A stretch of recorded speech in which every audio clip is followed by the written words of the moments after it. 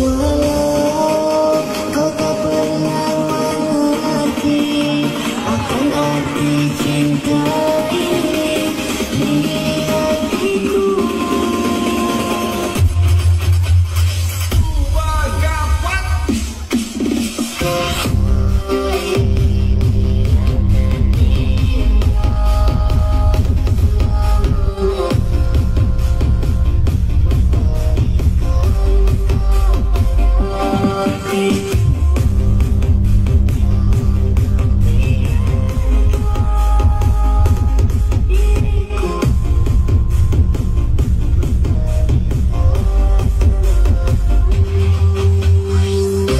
PL Audio.